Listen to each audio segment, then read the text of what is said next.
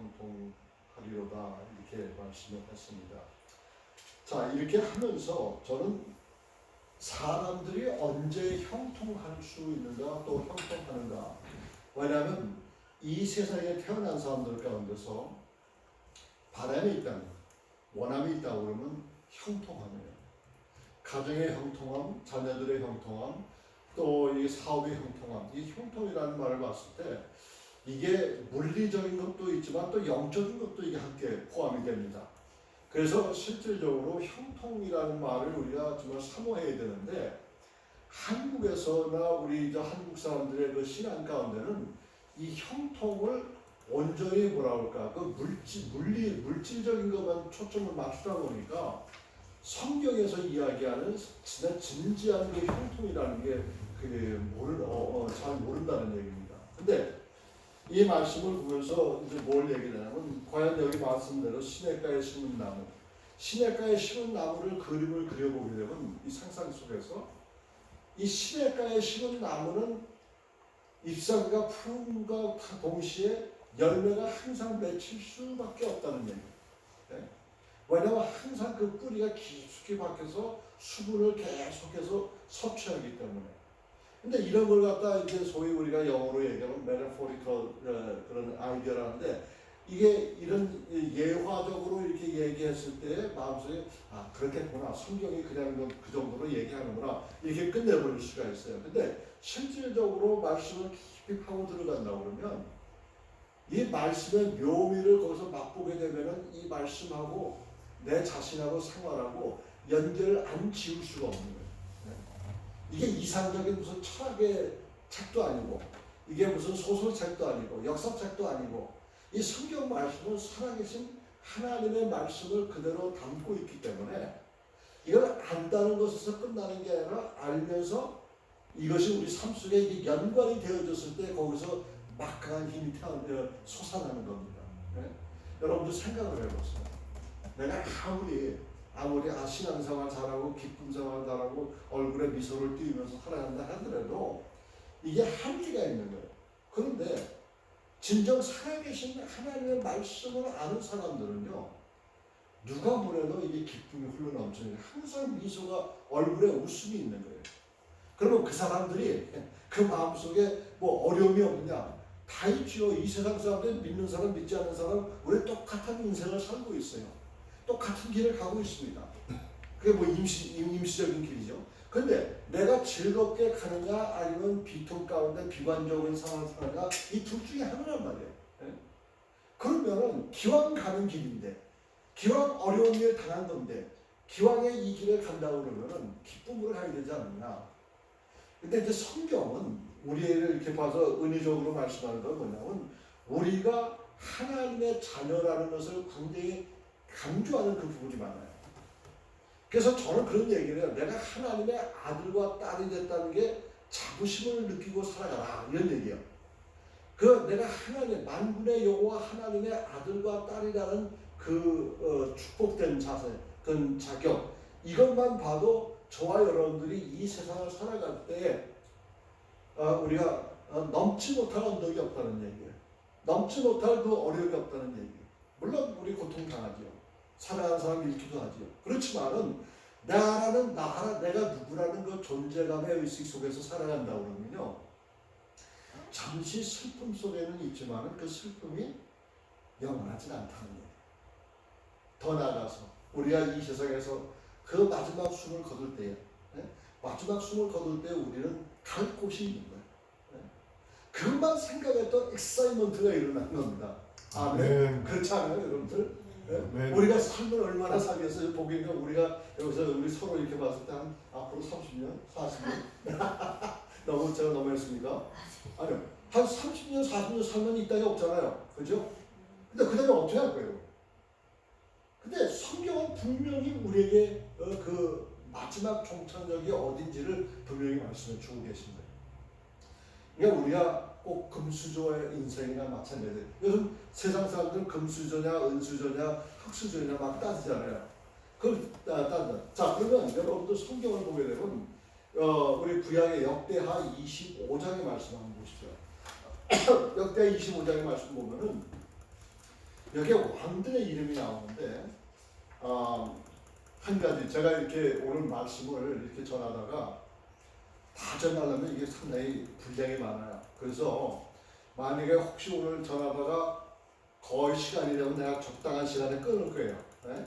그 다음에 다음 주에 계속합니다. To be continued. 네? 그러니까 마음을 편하게. 근데 어떤 때 보면은 설교자 마음 속에서 이 시간적인 이 어려움 때문에 시간적인 그 강박 때문에 빨리빨리 서둘러서 끝내는 경우가 많아요. 근데 그럴 필요가 없는 거예요. 그래서 자, 그러면 역대하 25장에 보게 되면은 여기 아마샤 왕이라는 사람이 있어요.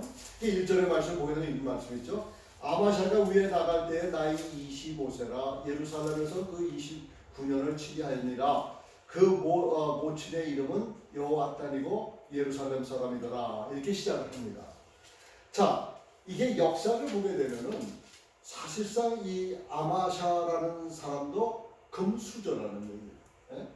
그 24장에는 그의 아들 부친에 대해서 나오는데 부친은 또 너무나 좋은 왕이에요. 요아스 왕이라고 그래가지고 하나님을 경외하는 왕이다 이렇게 나와요. 예? 근데 25장에 여기 와 보니까 그 사람은 25세에 등극해서 예루살렘에서 29년 거의 30년을 치리했다고 이렇게 기록이 나왔어요. 자, 그러면 거기서 끝나는 게 아니라 계속 보십시다. 우리 3절 보니까 그 나라의 굳세게 섬에 그 부왕이 죽인 신복들을 죽였으나 4절 말씀에 저희 자녀는 죽이지 아니하였으니 이는 모세 율법책에 기록한 대로 함이라. 곧 여호와께서 명하여 이르시기를 자녀로 인하여 아비를 죽이지 말 것이요 아비로 인하여 자녀를 죽이지 말 것이나 오직 각 사람은 자기의 죄로 인하여 죽을 것이니 하셨더라 이렇게 얘기했어요. 여기까지는 성경 말씀을 봤는데 이 아마샤 왕이 얼마나 진지하게 하나님의 말씀 속에서 명령 속에서 살아갔는지를 이렇게 알려줍니다. 그러면서 이제 5절 말씀에 보면 여기 이런 게 있어요. 아마샤가 유대 사람을 모으고 그 여러 족속을 따라 천부장과 백부장을 세우되 유다와 베냐민과 함께 그리하고 20세 이상에 계수하여 창과 방패를 잡고 능히 전장에 나갈 만한 사람이 30만을 얻고 그랬어요. 자, 이거 보세요. 하나님께서 금수저의 그 출산을 이렇게 허락하시는 가운데 또 이 아마샤 왕 역시도 하나님 말씀 속에 순종하다 보니까 하나님께서 물질적을 겉으로 나타나는 복을 주신 거란 말이에요. 여기서 그때 당시에 이 군대라는 거, 그때 당시에 30만 군대라고 하면 이게 어마어마한 군대 숫자입니다. 이번에 하마스하고 이제 예루살렘에서 이스라엘하고 싸우는 가운데 이스라엘이 첫 번에 당한 이후에 병력을 예루살렘까지 투여했는데 그게 80만 대군이었어요. 그게 얼마나 많은 수가 들어갔습니까? 근데 요새 80만 대군이 뭐 별거랬지만은 사실상 그때 그 당시에 아마샤 왕 때에 30만 대군이라는 것은 이건 말할 수 없는 것이에요. 너무나 놀라운 얘기예요. 그 다음에 여기 보니까 이 100달란트에 10만 명, 그러니까 100달란트를 이제 주었다는데 이 100달란트라는 것을 우리가 좀 상상도 못하는 금액인데 이 금액을 어떻게 우리가 따지면 10만의 병사를 먹이고 살리고 월급 주고 하는 그 많은 돈이라는 말이에요. 근데 이게 뭐 100달란트 정도 이렇게 생각하지 마세요. 왜냐하면 이 숫자를 보게 되면 그 가치관을 보게 되면 이게 어마어마한 국방력을 가지고 있다고 얘기했어요. 그런데 이 아마샤 왕 그 말로가 별로 좋지 못했다고 성경은 얘기하는 거예요. 예? 자, 여기 보면 3절, 2절 말씀 보면 아마샤가 여호와 보시기에 정직히 행하기는 하였으나 라는 뜻. 예? 정직히 행하기는 하였으나 그 다음에 뭐라 그랬어요? 온전한 마음으로 행치 아니하였더라 이거예요. 자, 이거 보니까 아마샤가 금수저를 물고 나왔지만 결국에서 하나님 초기에는 하나님 말씀을 잘 들었지만 나중에는 그 인생 말로가 좋지 않았다는 거죠. 그래서 우리가 예를 들어서 말씀할 때 이런 말씀을 자주 합니다. 여러분, 비행기가 이륙할 때도 중요하고 그 다음에 항공할 때도 중요하지만 이 착륙할 때도 중요하다는 거예요. 우리 인생의 믿음 생활도 마찬가지입니다. 내가 시작도 중요하고 성화의 과정도 중요하지만 그러나 내가 인생을 어떻게 마칠 것인가 이것도 중요한 거예요. 그러니까 이 인생을 마친다는 그 상황 속에서 내가 신중하게 삶을 생각한다 그러면 물론 내가 완벽해질 수는 없죠. 여러분들 이 세상에 어떻게 완벽한 사람이 어디 있습니까? 로마서 3장에도 얘기했지만 이 세상에 의인은 없대? 하나도 없다. 이렇게 말씀했잖아요. 그러니까 그거를 인정하면서 우리가 그러니까 우리가 완벽한 사람 없으니까 우리 마음대로 하자. 그 얘기는 아니잖아요. 우리가 인생 여정에 있을 때에 이 성화의 과정을 지날 때에 우리가 힘들고 어렵지만 그래도 우리에게 주신 그 목표를 향해서 나가시는 그런 힘의 원동력이 어디서 오느냐 이거는 하나님과 나라와의 그 관계, 아주 1대1의 그 좋은 관계 속에서 이것이 이루어진다는 말. 근데 여기서 보게 되면 자 이렇게 됐는데 자 그러면 이제 26장으로 넘어가게 되면요. 26장 1절 다시 보십시다. 유다 온 백성이 우시아로 그 붙인 아마샤를 대신하여 왕을 삼으니 때의 나이 16세라 이렇게 나왔습니다.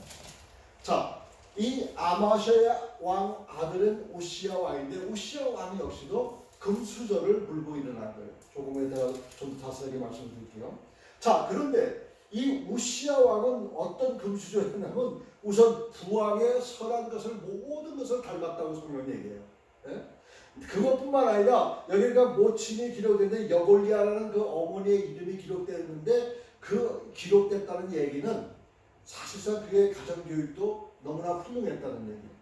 한 가지 더 가서 여기는 스가랴라는 선지자의 그 가르침을 받았다는 얘기예요.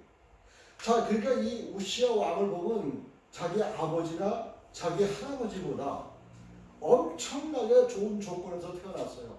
네? 그러면서 금수저를 물고 태어났는데 이게 영적인 금수저를 물고 태어나가지고 하나님께서 뭐 이거 저 26장 전체를 보게 되면 여러분들 다 아실 거예요. 오늘 집에 가서 한번 읽어보세요. 왜냐하면 이것 보면은 하나님이 한 인간을 선택해서 이마만큼 성장시킬 뿐만 아니라 이마만큼 도와주시고 축복해 주셨다는 게 없어요. 예? 그러니까 적어도 뭐 하나님을 따라가는 사람 다 그렇겠지만은 이 적어도 세 왕 가운데 요시아 왕과 그 다음에 아마샤 왕과 우시아 왕은 이 세 왕을 가만히 묵상을 해보면요.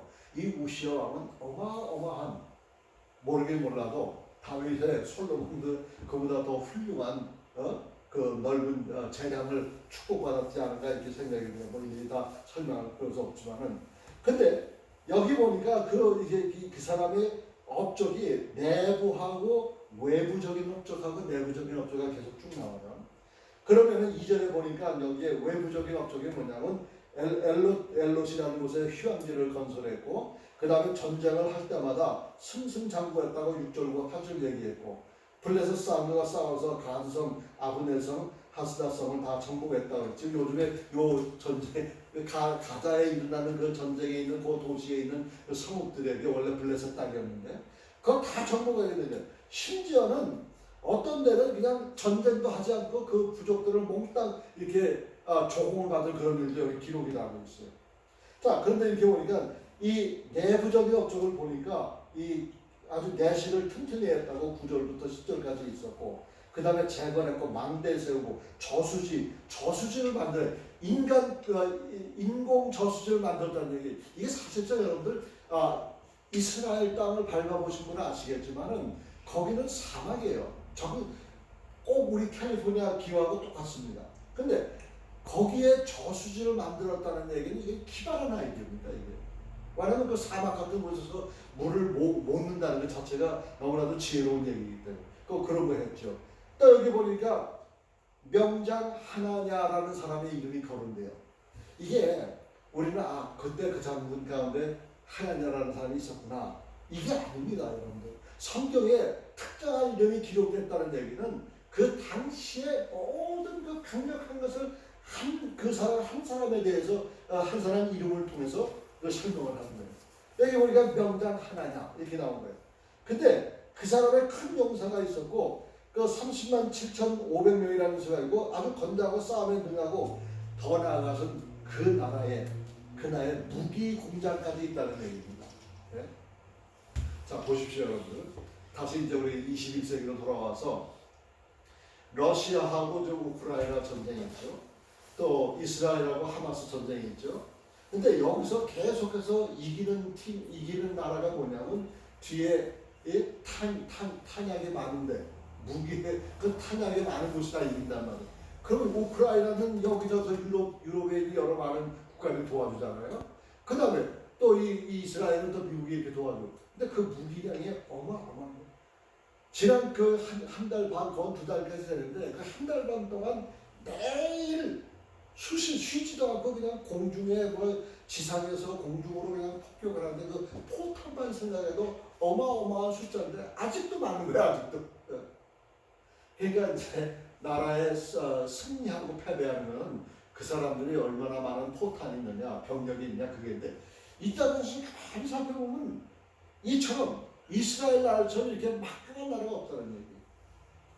단지 마지막에 안타까운 것은 뭐냐면 이 우시아 왕 역시도 끝말이 좋지 못했다 그런 얘기예요. 신약은 다 좋았어요.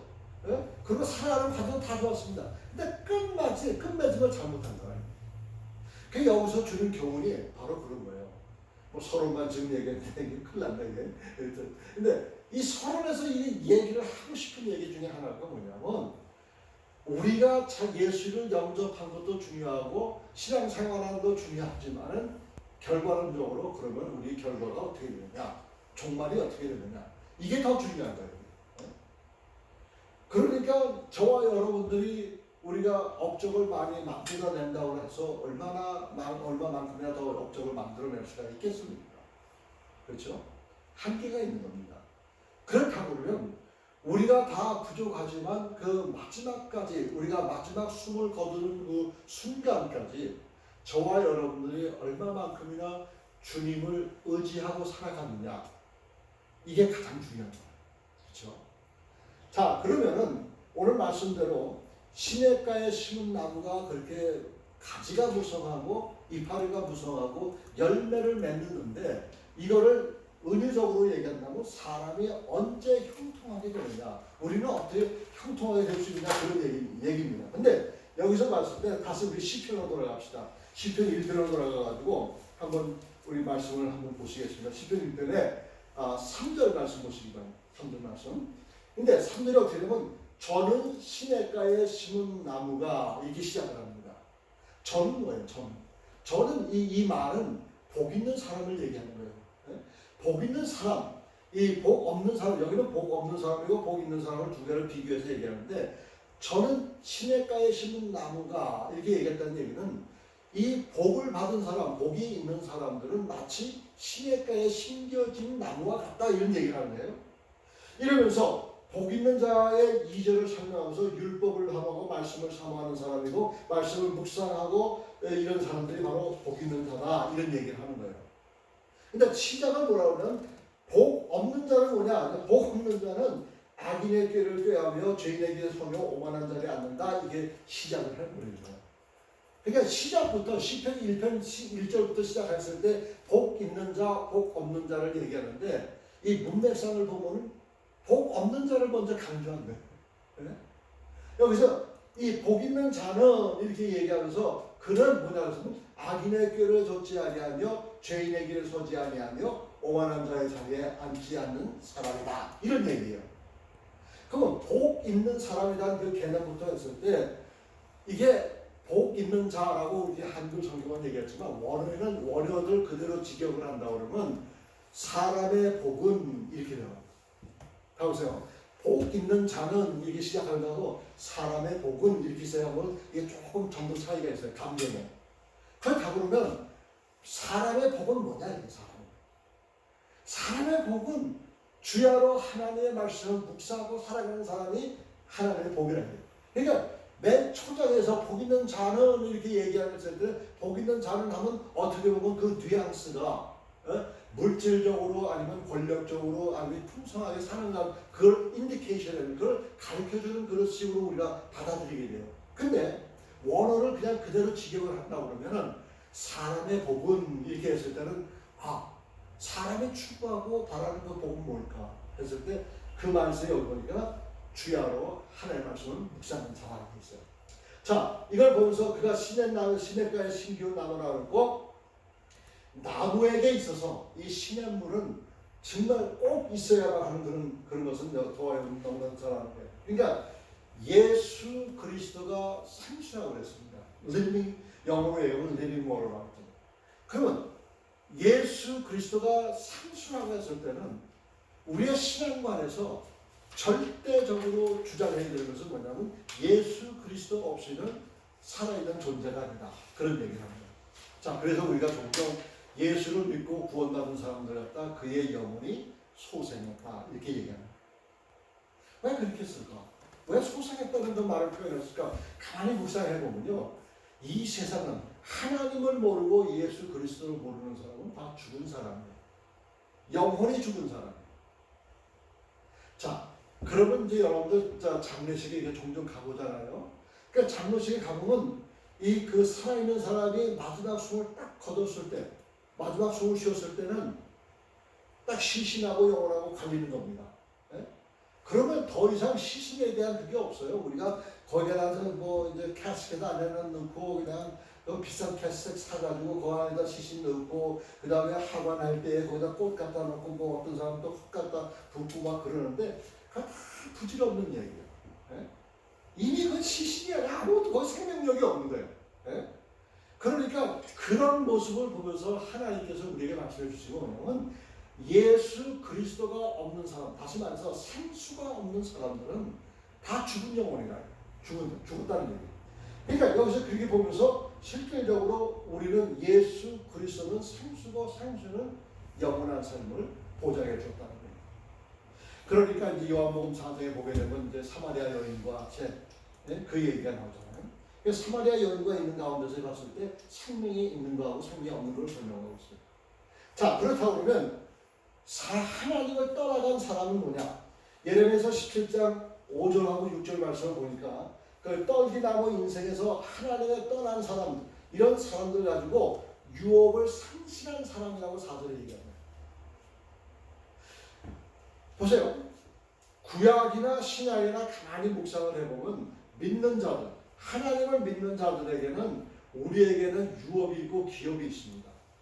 근데 그 유업과 기업이 주어지는데 하나님께서는 유효적절하게 있는 그때 당시에서 그만큼 우리에게 쓸 만큼의 어떤 유업과 기업을 허락하십니다.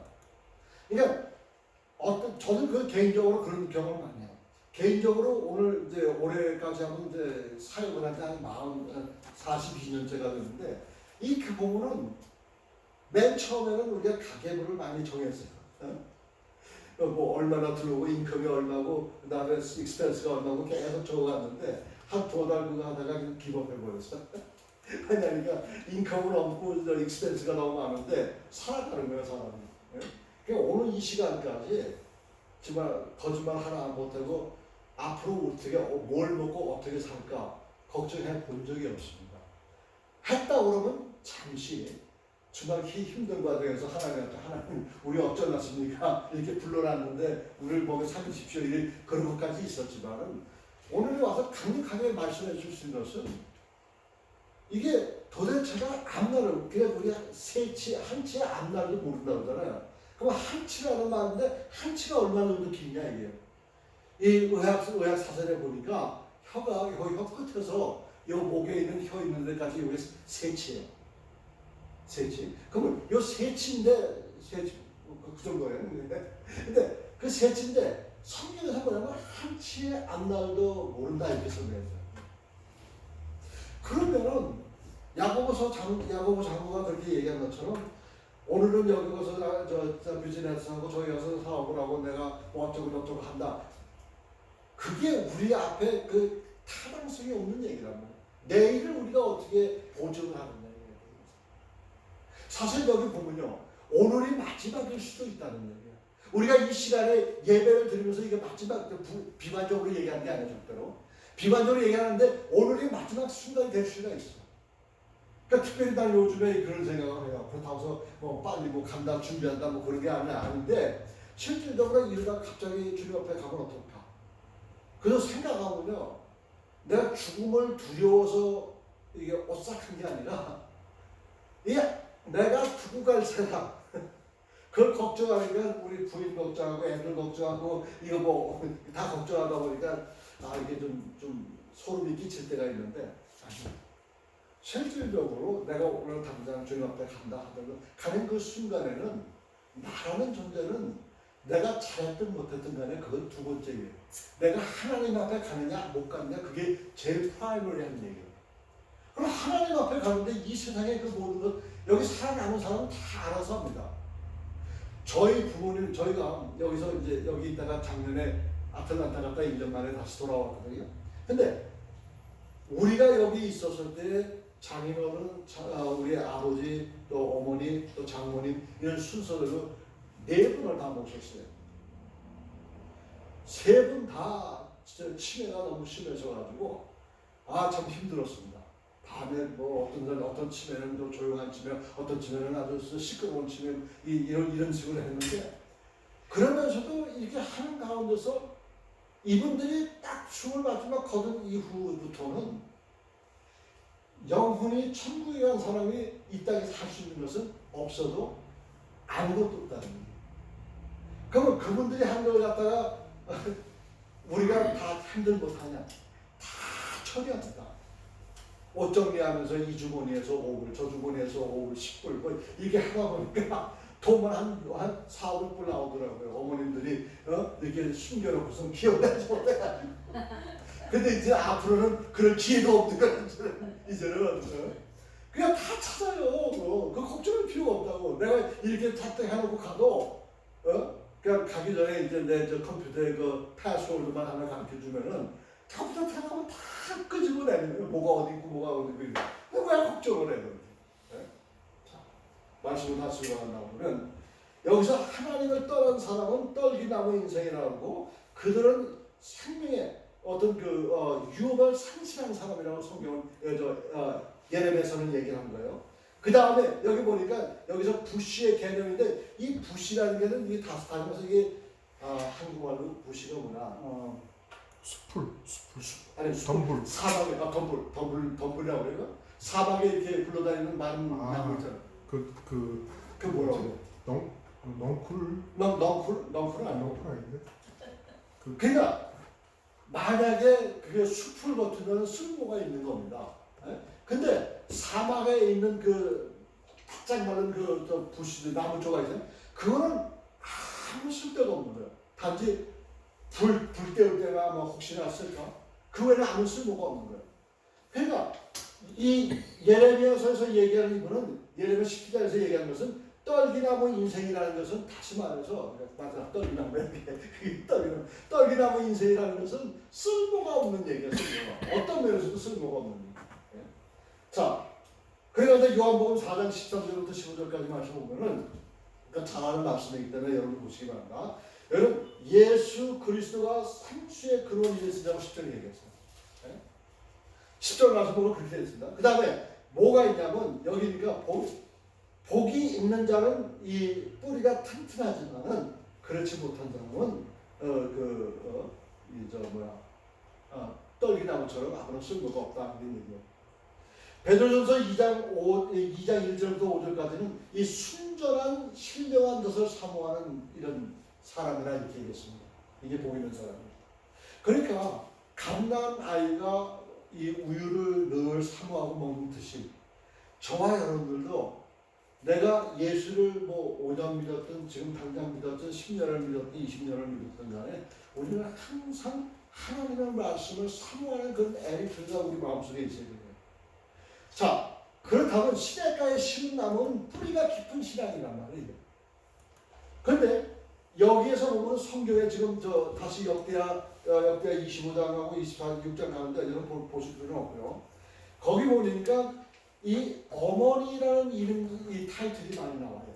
네? 이거는 우시아 왕도 그렇고 여기 아마시아 왕도 그렇고 또 그 위에 요아스 왕도 뭐라고 하는지 제가 읽어볼게요. 24절 역대하 24절 1절에 이런 말이 있어요. 요아스가 위에 나아갈 때에 나이가 7세라 예루살렘에서 40년을 치리하리라. 그 모친의 이름은 시바라 부엘 사람이었더라 했습니다.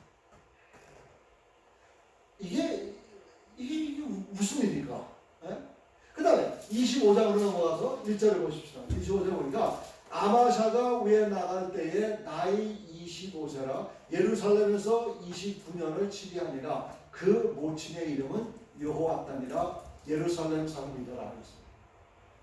근데 거기서 끝나지 않고 더 나아가서 이제 26절에 가보니까 이 우시야 왕도 마찬가지예요. 유다 온 백성들이 우시야로부터 붙인 아마샤를 대신하여 왕을 삼음에 그때 나이가 16세라 이렇게 얘기하면서 3절 말씀 우시야가 위에 나갈 때 나이 16세라 예루살렘에서 52년을 치리하니라. 그 모친의 이름은 여골리아라. 예루살렘 사람이더라.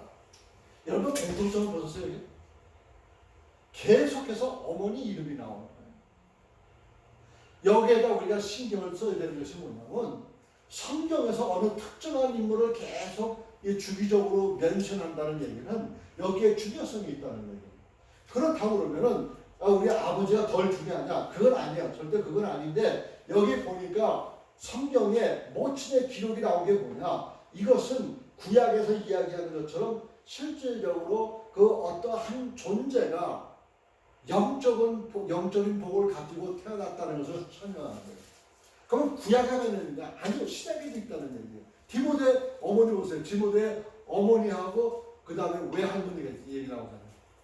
그럼 어머니 얘기가 나오고 외할머니가 얘기 나왔다 이랬을 때의 가정의 교육은 이건 어머니가 책임지는 거예요. 자, 그래 우리가 학교를 공립학교를 보내고 사립학교를 보내고 학교를 공부하고 뭐 학원도 보내고 뭐 다 그러지만은 사실상 집안에서 어머니의 역할이 얼마나 소중하다는 걸 얘기해요. 집안에서 물론 지식이야 학교에서 얼마든지 배우고 책으로도 얼마든지 배울 수 있잖아요. 근데 한 인간의 어떤 그 인격체는 어머니가 교육시키는 거예요. 그래서 이 어머니가 중요하니까 여기서 설명을 한 거예요. 그러다 보니까 이 말씀의 튼튼한 뿌리가 시냇가에 심겨졌다고 시편 1편을 얘기하는 거예요. 자, 그럼 시편 1편으로 돌아가서 시편 1편에 저는 시냇가의 나무가 심겨진 것처럼 이렇게 얘기했을 때 거기에서 시냇가는 어머니고 어머니는 교회다 이런 얘기예요. 칼빈 선생이 그 얘기했잖아요. 교회는 어머니다. 제가 얘기한 게 아니에요. 칼빈이. 근데 그럴 정도로 신학자들까지 그렇게 논리를 피는 가운데 우리가 생각하는 건 뭐냐? 우리가 생각하는 다른 게 아니라 실질적으로 우리가 이 자녀에 대한 그런 갈망과 자녀를 내가 말씀으로 양육시키고 교육시켜야 된다는 그 얘기가 바로 여기 나옵니다. 그래서 이것은 한나의 얘기도 마찬가지입니다. 그리고 뭐 더 얘기할 필요 없이 실질적으로 이 튼튼한 뿌리가 있어야 된다는 것은 너무나 가장 중요한 얘기입니다. 그래서 적극적으로 우리가 뿌리 깊은 신앙을 만들어내기 위해서는 우리의 믿음의 나무가 예수 그리스도에 이게 포함되어야 된다 그런 얘기입니다. 그래서 뿌리가 튼튼히 있어야 된다는 걸 여기서 설명을 했는데, 자 그러면은 시간이 갔죠. 한 가지만 더 하고서 끝냅시다. 그럼 다음 시간에 또 계속해서 하겠어요. 그런데 두 번째로 얘기는 뭐냐면 시편 3절에 보니까 이 뿌리 깊은 나무는 실질적으로 말씀 그대로 이 튼튼한 뿌리가 있는 것뿐만 아니라 뭐가 있어야 되는 무성한 가지가 있어야 된다. 자, 그럼 시편 1편 3절에 시절을 조차 과실을 맺으며 그 말고 그 다음 거 이게 영어 성경은 이게 바뀌어 있어요. 그래서 그 다음 게 뭐냐면 그 잎사귀가 마르지 않같으니라고 했어요. 잎사귀가 마르지 아니하다 그 얘기는 이 실질적으로 계속해서 뿌리를 통해서 나무를 통해서 잎사귀의 수분이 공급된다 그런 얘기입니다. 자, 이걸 보면서 저와 여러분은 무슨 생각을 하냐면 우리의 인생은 내가 예수 그리스도를 믿었다 그래서 하루아침에 하루아침에 모든 것이 다 해결되는 게 아니에요. 이게 오랜 세월 동안 이 생활의 과정을 지키면서 어떤 때는 올라가고 어떤 때는 떨어지고 어떤 때는 고생하고 어떤 때는 기쁨이 있고 계속 이러면서 업앤다운이 계속 이렇게 되는데 세상 사람하고 우리 믿는 사람하고 다른 게 뭐냐면 세상 사람들은 그런 거 알아요. 계속 스트럭을 말해요. 근데 우리는 스트럭하고 올라갔다 떨어졌다면 이 그래픽 보면 이게 자꾸 올라가는 거예요. 그래서 먼 데서 이렇게 보게 되면요. 이 그래픽이 밑에서부터 쭉 위로 이렇게 선이 상향선으로 되어버렸어요. 근데 이 상한선으로 돼버린 것이 그냥 일자로 쭉 올라가는 게 아니야. 가까이 가보면 이게 올라갔다 내려갔다 올라갔다 내려갔다 이게 한데 이게 이 움직임이 계속해서 상행선을 또 타고 올라간다는 거예요. 그먼 안목을 봤을 땐 아, 그 사람이 그러니까 어려움과 고통을 통해서 실질적으로 우리가 신앙이 자라는 거예요. 그래서 여러분들 뭐 요즘에 그 미식 축구를 좋아하는지 모르겠지만 물론 미식 축구를 보게 되면 저는 그 영적인 싸움, 우리 이 사람들이 영적인 싸움을 어떻게 하는지를 거기서 볼 수가 있는 거예요. 잠깐 설명드리다 보면 아시겠지만 이 미식 축구는요, 한번 사람이 타가지고 이제 받잖아요. 받으면 그 상대편으로 막 떠나서 가서 터치다운 해야 스코어를 냅니다. 근데 물론 한 번에 받아가지고 뛰는 사람도 있겠지만 대부분이 보면은 first down, second down, third down, fourth down 해다가 안 되면 또 공 차주고 저쪽에서도 또 first, second, third, fourth down 이렇게 하다가 안 되면 또 차고 이러면서 점차적으로 그 골라인을 향해서 가는 거예요. 네? 한 번에 가는 거구나. 근데 이 first down, second down, third down 해서 만약에 10야드를 가지 못하면 공을 뺏겨요. 그 뺏길 수밖에 없어요. 뺏기다 보면 상대방도 우리와 똑같이 이렇게 온다면.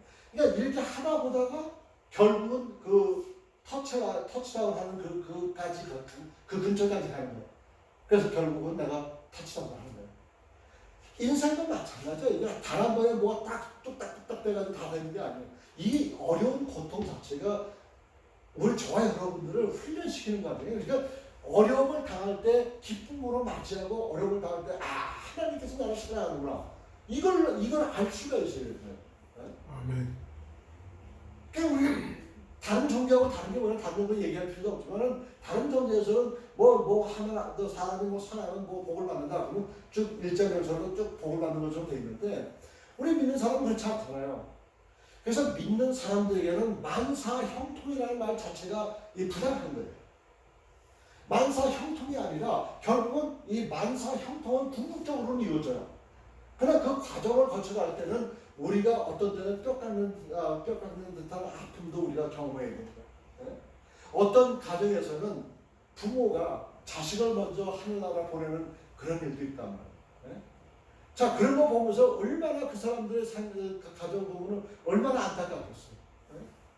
저희 장모님하고 장인어른 살아생 전에 그 한참 전에 우리 둘째 처남이 22살인데 먼저 갔단 말이에요. 밤에 이제 늦게 밤일하고 오다가 조는 바람에 운전 졸다가 그때 항상 시트벨트를 한 거 아닌데 그날따라 시트벨트를 안 한 거야. 하다가 저기 콘크리트 라인 포스트 있잖아요. 예? 전봇대. 그건 나무로 된 게 아니라 그 돌로 된 게 있어. 거길 들어봤거든요. 그래서 직사했어요.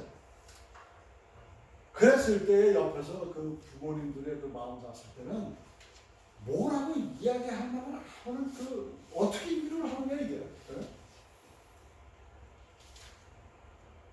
자, 그러면 말씀을 일단은 마치기로 하겠습니다. 그래서 일단은 두 번째하고 세 번째는 계속해서 다음 주에 말씀을 나누기로 하고 오늘 한 가지 말씀을 여러분들 분명히 해야 될 것은 사람이 언제 형통할 수가 있겠는가?